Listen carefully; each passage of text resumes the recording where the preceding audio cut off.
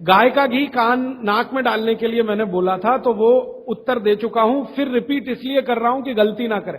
घी को हल्का गर्म करना है, ज्यादा नहीं। गाय का घी नाक में डालने के लिए हमेशा हल्का गर्म करना है, ज्यादा नहीं। और एक ही बूंद एक नाक में, दूसरी बूंद दूसरी नाक। हां, एक बहुत अच्छा सवाल है, दैनिक जीवन में कौन सा नमक खाएं? सबसे अच्छा सेंधा नमक खाएं। और इसको याद ऐसे रखें, पत्थर वाला नमक खाएं। यह समुद्र के पानी का नमक कम से कम खाएं। पत्थर वाला नमक एक तो सेंधा नमक है, दूसरा नमक है जो काला नमक है, ये आप ज्यादा उपयोग करें। मेरा तो कहना है कि आज से ही घर में नमक तो तुरंत बदल दें, बदलते ही आपको असर दिखाई दे जाएगा। आपको जो तकलीफ है ना ब्लड प्रेशर की, अर्थराइटिस की, ये नमक बदलने से ही बहुत आराम दे देगी आप। तो सेंधा ही नमक।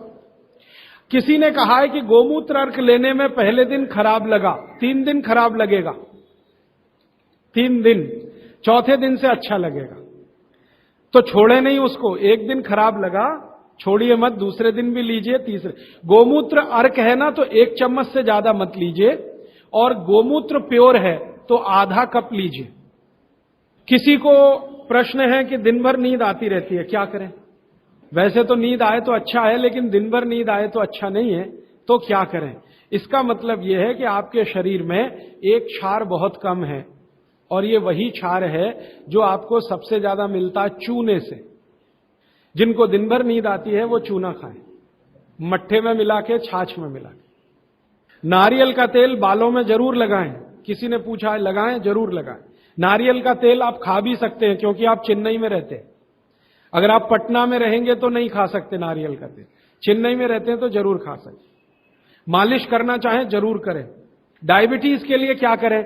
डायबिटीज का जो सबसे अच्छा उपाय मैंने बताया था, मेथी दाना और त्रिफला चूर्ण। त्रिफला चूर्ण माने हरडे, बहेड़ा, आंवला, 1, 2, 3 अनुपात वाला त्रिफला चूर्ण 1 चम्मच, मेथी दाना 1 चम्मच, दोनों मिलाकर गर्म पानी में रात को रख दें। सवेरे उठकर इस पानी को पी लें और उसमें जो कुछ है चबा के खा लें। 3-4 महीने नियमित करेंगे, ब्लड शुगर नॉर्मल आने की पूरी संभावना है। और नहीं आए 3-4 महीने में ब्लड शुगर नॉर्मल, तो एक मुझे ईमेल जरूर करें या फोन करें। शुगर खाना नहीं खाना, चीनी बिल्कुल बंद कर दीजिए, क्योंकि यही अकेली चीज है जो पचती नहीं आसानी से। बाकी चीनी छोड़कर कुछ भी खाइए। पथरी अगर है शरीर में, और थायराइड, थायराइड का सबसे अच्छा उपाय है धनिया पत्ता है ना, धनिया पत्ता, इसकी चटनी, धनिया पत्ते की चटनी बनाइए, पानी में मिला के पी जाइए, पानी गुनगुना रहे। कितनी चटनी? 1 चम्मच चटनी, उसमें कुछ डालिए मत, नमक मिर्ची कुछ मसाला नहीं, खाली धनिया पत्ते की चटनी। और जब तक धनिया मिल रहा है तो ये हरे पत्ते की चटनी, धनिया मिलना बंद हो जाए तो सूखा धनिया। ये धनिया जो है ना, थायराइड की सबसे अच्छी दवा मानी जाती है। पथरी, पथरी जिसको भी है वो चूना कभी ना खाएं, ये याद रखें। कहीं भी शरीर में पथरी है तो चूना कभी ना खाएं। तो फिर क्या खाएं? एक दवा है पत्थर तोड़ दवा, क्या बोलते हैं आप उसको? पाखंड भेद। शोभाकांत जी के यहां वो दवा है, पाखंड भेद, कहीं भी मिल जाएगा। तो आप इसका काढ़ा बना के पिए। ये जो पाखंड वेद है ना, इसका काढ़ा पानी में डाल के उबाल के, और ये दवा आसानी से होम्योपैथी में उपलब्ध है, और इसी दवा का होम्योपैथिक नाम है बर्बेरिस, बर्बेरिस वल्गेरिस। पाखंड वेद का बोटेनिकल नाम है बर्बेरिस वल्गेरिस। ये किसी भी होम्योपैथी की दुकान में मिलेगा। वो पूछेगा कैसे दूं, तो कहना मदर टिंचर में दो। ये कोई भी घर में रखिए आप, बिल्कुल निसंकोच इस्तेमाल करते हैं, साइड इफेक्ट कुछ नहीं है इस दवा का। बर्बेरिस वल्गेरिस मदर टिंचर ऐसा बोलिए। तो ये हल्के गुलाबी रंग की होगी, डार्क कलर की भी हो सकती है। इसकी 10-10 बूंदें 1/4 कप पानी में डालकर दिन में 3-4 बार पिलाएं। 1 महीने 1.25 महीने में सारी पथरी टूटकर निकल जाएगी। और नहीं तो पाखंड वेद जो दवा मिले आयुर्वेद की, उसका काढ़ा बना के 15-20 दिन ले लें। काढ़ा जल्दी तोड़ता है पत्थर को, बर्बेरिस को समय ज्यादा लगता है। पानी में चूना मिला के पी सकते हैं, जरूर पीजिए, पथरी वाले नहीं। दांतों का दर्द, दांतों के दर्द की सबसे अच्छी दवा है लौंग। लौंग इस्तेमाल करिए, लौंग का तेल इस्तेमाल करिए। और दांतों में दर्द हो ही नहीं तो थोड़ा थोड़ा चूना खाते रहिए। और दांतों में दर्द हो ही नहीं तो दातुन करते रहिए, दंत मंजन करते रहिए, पेस्ट बंद कर दीजिए। हां, अभी एक जरूरी प्रश्न आया, शराब और गुटखा छोड़ने के लिए क्या करें? जरूर आप इसको ध्यान से नोट कर लीजिए, ये बहुत लोगों के काम। शराब, गुटखा, तंबाकू, सिगरेट और बीड़ी, ये 5 बुराइयां व्यसन के रूप में हमारे घरों में आई हैं और देश का सर्वनाश किया है। इनके बचने के लिए बहुत अच्छा है, संकल्प शक्ति से बचें तो अच्छा है। भागवत जी कहते हैं किसी भी व्यसन से बाहर आना हो तो संकल्प शक्ति के साथ आइए तो अच्छा है। नहीं है संकल्प शक्ति तो दवा का उपयोग करिए। तो क्या दवाएं हैं आपके पास? सबसे अच्छी दवा है शुद्ध गाय का मूत्र, अर्क नहीं, शुद्ध गाय का मूत्र। दूसरी दवा आपके घर में है अदरक या सौंठ। जिनको शराब से छुड़ाना है, बाहर निकालना है, उनको एक और सौंठ ज्यादा खिलवाइए, रस पिलवाइए अदरक का, सौंठ का काढ़ा बना के दीजिए, गुड़ मिला के दे सकते हैं सौंठ का काढ़ा बना के। और गोमूत्र पीने को बोलिए। नियमित रूप से अगर आधा कप भी गोमूत्र पिया तो 1.25 महीने में शराब छूट जाती है। शराब जो पीते हैं, बीड़ी सिगरेट जो पीते हैं, उनके शरीर में एक केमिकल बढ़ जाता है, उसका नाम है सल्फर। और सल्फर को कम करने के लिए सल्फर ही चाहिए। आयुर्वेद में कहा है ना कि विष को विष मारता है, तो सल्फर बढ़ता है। तो सल्फर कम करने के लिए बाहर से सल्फर चाहिए, और बाहर का सबसे अच्छा सल्फर गोमूत्र में है। सर्दी जुकाम, सर्दी जुकाम ज्यादा है, बार बार है, सबसे अच्छी दवा है, आप अगर बच्चों के लिए ले रहे हैं तो कफ दूर करना है उनका, कफ नाशक सबसे अच्छी दवा मैंने पहले दिन बताई थी, शहद है। दूसरी, शहद नहीं लेते तो गुड़ है, तो बच्चों को गुड़ दीजिए ज्यादा। एक, उनको चूना भी दे सकते हैं, चूना कफ का भी नाश करता है, वात का तो करता ही है, कफ का भी करता, तो चूना दे सकते हैं। गाय का घी नाक में डाल सकते हैं। हल्दी जबरदस्त कफ नाशक है, तो दूध में हल्दी मिलाकर दीजिए, और दूध हल्दी थोड़ा घी मिलाएं तो और भी अच्छा कॉम्बिनेशन है। तो जिनको सर्दी जुकाम बार बार होते हैं उसके लिए। पित्त बढ़ा है तो क्या करें? देशी गाय का घी खाइए। देशी गाय का घी गरम गरम पानी में डालकर पिए तो सब पित्त को शांत करेगा। और दूसरी चीज मैंने पहले बता दी है, अजवाइन और काला नमक, ये भी पित्त बढ़े तो शांत करेगा उसको। एक मेरे पास डिफिकल्ट केस है, ये मुझे व्यक्तिगत रूप से मिले। कोई एक महिला है, उसकी लंबाई लगातार बढ़ रही है, ये मुझे शाम को मिले 4 बजे।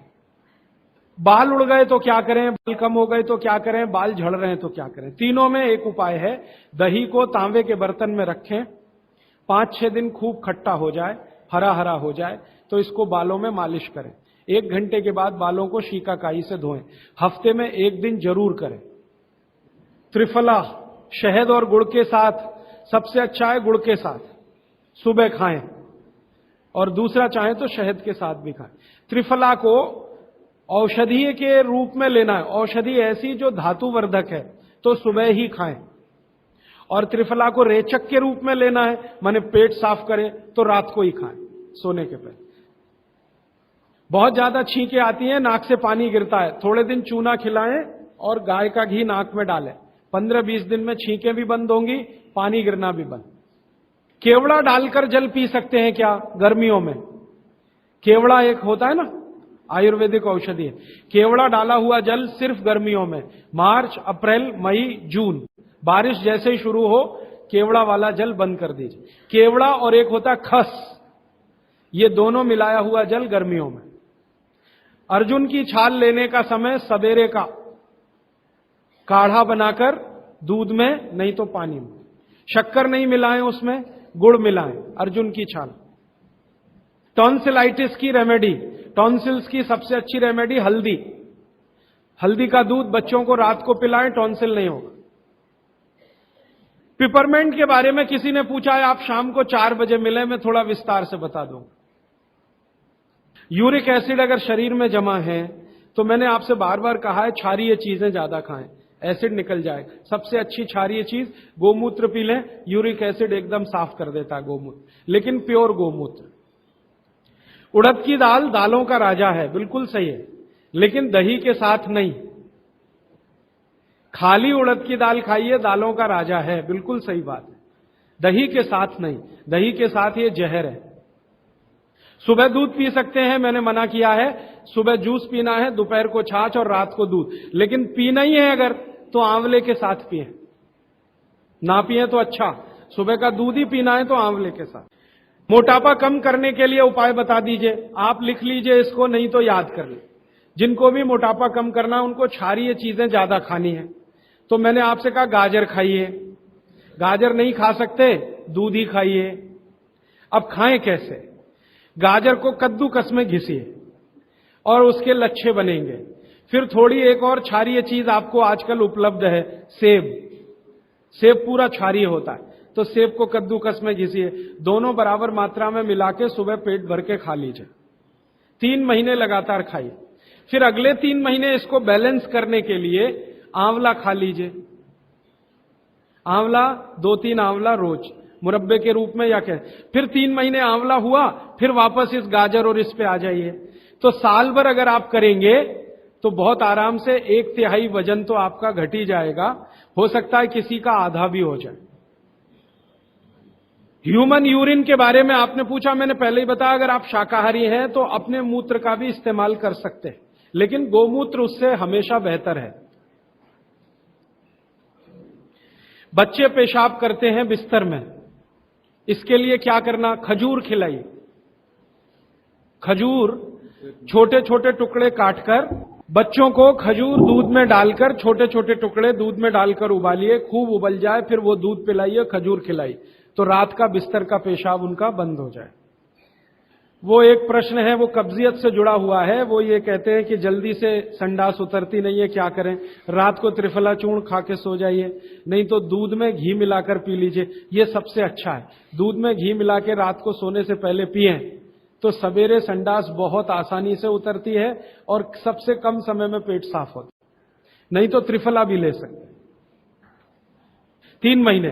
देखिए, एक नियम हमेशा याद रखिए, जो मैं बार बार कह, लगातार कोई भी दवा आयुर्वेद की 3 महीने से ज्यादा मत खाइए, और अगर जरूरत पड़ रही है तो थोड़े दिन ब्रेक दे दीजिए, 15 दिन का, 10 दिन का, 20 दिन का। ब्रेक के बाद फिर अगले 3 महीने ले सकते हैं, फिर ब्रेक दे दीजिए। फिर ये नियम बहुत जरूरी है, नहीं तो तकलीफ बहुत दूसरी भी हो सकती। पीठ की हड्डी में दर्द है, चूना, चूना खाइए। बच्चों को खांसी की एलर्जी अगर है तो नियमित रूप से, मैंने कहा ना, ऐसी चीजें दीजिए, कफनाशक है, सूंठ है, पान का पत्ता है, शहद है, गुड़ है, ये सभी कफनाशक हैं। कितनी उम्र के बच्चों को त्रिफला दिया जा सकता है? अगर छोटे बच्चे हैं तो त्रिफला ना देकर आंवला दीजिए, और त्रिफला देने का समय अगर शुरू कर रहे हैं बच्चों को तो थोड़ा 3-4 साल हो जाने दीजिए उनका। 3-4 साल के पहले दे सकते हैं तो आंवला दीजिए। और वैसे तो मेरा कहना है 14 साल की बच्चों को आंवला ही अच्छा है, त्रिफला उनको ना ही दें। त्रिफला एक उम्र के बाद ही सबसे अच्छा होता है। बहुत अधिक उम्र में घुटनों का दर्द, कमर का दर्द, तरीका मैंने वही बताया, चूना सबसे अच्छा है। अधिक उम्र में चूना सबसे अच्छा, अर्थराइटिस के लिए, घुटनों के दर्द। एड़ी का दर्द और कोहनी का दर्द तो ऐसे ही मिट जाएगा जब पानी घूट घूट पीने लगेगी। जल्दी भूल जाए, स्मरण शक्ति कम हो, गाय का घी नाक में डालना सोते समय। नींद जल्दी ना आए तो क्या करना? गाय का घी नाक में डाल के सोना। हाँ, एक बहुत इंटरेस्टिंग प्रश्न आया, वो पहले दिन का जो मेरा व्याख्यान था कि फ्रिज का क्या करें, तो मैंने तो बोला था कि ये बंद कर दें। अगर आपका दिल नहीं मानता बंद करने के लिए, क्योंकि मैंने कहा ना, हिंदुस्तानियों में एक बुरी आदत है कचरे को इकट्ठा करने की। घर में डिब्बे डिब्बी इतने इकट्ठे रहते हैं, तू पड़े रहते हैं, फेंकते नहीं हमें, हमेशा ये सोचते कभी काम आएंगे, कभी काम आएंगे। तो ये चक्कर घुस गया। अब पता नहीं ये अंग्रेजों के समय से आया या पुराना। तो फ्रिज भी वैसी ही कोई चीज है। तो एक बहन ने या किसी ने सवाल ये लिख के भेजा है कि फ्रिज में से हमने सब्जी निकाल के 48 मिनट रख दी, तो अब उपयोग कर सकते हैं? हाँ, कर सकते हैं। उसको शायद ये बात अच्छे से समझ में आई। वो 48 मिनट का जो किस्सा मैंने बताया ना, तो वो चाहती नहीं है कि फ्रिज घर के बाहर जाए, किसी तरह इसका उपयोग होता रहे। तो ये मजबूरी का खेल है, लेकिन कर लीजिए कि आप कुछ भी जो रखा है फ्रिज में, अगर उसको पकाना चाहते हैं, खाना चाहते हैं, तो निकाल के 48 मिनट रख दीजिए, फिर उसका उपयोग कर लीजिए सब्जी के रूप में। नहीं तो एक चीज मत करिए कभी भी, कोई भी चीज एक बार गर्म करके आपने फ्रिज में तो दोबारा गर्म मत करिए। वो दूध हो या सब्जी हो या दाल हो, करिए ही मत। क्या करना, निकाल के रख दीजिए, 48-50 मिनट रखी रहे, वो अपने आप थोड़ी गर्म हो जाएगी प्रकृति की गर्मी से, फिर वही खा लीजिए। गर्म तो दोबारा बिल्कुल मत करें। फ्रिज के दूध को दोबारा गर्म कभी मत करिए, फ्रिज की दाल को दोबारा गर्म कभी मत करिए, फ्रिज की सब्जियों को दोबारा गर्म मत करिए। चटनी भी फ्रिज में से निकाल के रख के खाइए। दही भी फ्रिज में दही रख देते हैं, 48 मिनट रखा रहने दीजिए, फिर आप उसका उपयोग करिए। तुरंत निकाल के और छाछ बना के वो बिल्कुल मत करें। मेवा खाना चाहिए कि नहीं, सूखा मेवा जरूर खाइए, ड्राई फ्रूट्स आप जरूर खाइए, लेकिन जो ड्राई फ्रूट्स आपके लिए अनुकूल हैं, आप जहां रहते हैं वहां के हिसाब से मैं कह रहा हूं, सबसे अच्छा बादाम आपके अनुकूल है। आपके अनुकूल काजू नहीं है, बादाम बहुत अनुकूल है मद्रास में रहने वालों को, काजू अनुकूल है जम्मू कश्मीर में रहने वालों, तो बादाम भरपूर रखते हैं। और जो दूसरी चीज अनुकूल है, मुनक्का, किशमिश। किशमिश और मुनक्के में थोड़ा अंतर है, बड़ी किशमिश को मुनक्का, तो मुनक्का और किशमिश ये आपके बहुत अनुकूल है। बादाम आपके बहुत अनुकूल है। मखाना, मखाना 50-50 है, ज्यादा अनुकूल तो बिहार उत्तर प्रदेश वालों को है, और थोड़ा चले तो झारखंड वालों को। आपके लिए 50-50, ना बहुत प्रतिकूल है ना बहुत अनुकूल है, बीच का है। और बाकी जो अखरोट वगैरह हैं ये आपके अनुकूल नहीं। अखरोट खाना चाहिए हमेशा ठंड में रहने वाले लोगों को, आपके लिए अखरोट बिल्कुल अनुकूल नहीं। और ड्राई फ्रूट्स क्या खाते हैं आप, चिरौंजी, चिरौंजी क्या कहते हैं उसको, जो चिरौंजी है वो आपके लिए अनुकूल है, चेन्नई के आसपास के लोगों के लिए अनुकूल है, वो आप खा सकते हैं। और ड्राई फ्रूट शायद इसके आगे हैं, हां केसर। केसर अगर आप खाएं, वैसे तो औषधि है, ड्राई फ्रूट नहीं, लेकिन ये 3 महीने के आगे नहीं खा सकते, नवंबर, दिसंबर, जनवरी, और दूध में मिला के। मिश्री, पिस्ता, पिस्ता 50-50 है। अंजीर बहुत अनुकूल है सिर्फ एक ही किस्म के लोगों के लिए। इसको मैं आपको कहता हूं, जरा ध्यान से सुनो। जिनको शरीर में शक्ति की कमी लगती है, शक्ति की कमी लगती है, ताकत कम है, शक्ति कम है, उनके लिए अंजीर बहुत फायदे की है। लेकिन जिनको पहले से ही ताकत है वो ना खाएं इसको। चेंदारू क्या होता है, एप्रिकॉट, हाँ एप्रिकॉट आपके लिए ठीक है, आप खा सकते हैं एप्रिकॉट। हाँ, एक सुझाव है, प्रश्न नहीं है, और वो सुझाव मुझे स्वीकार है। वो ये कहते हैं कि आप चले गए उसके बाद क्या,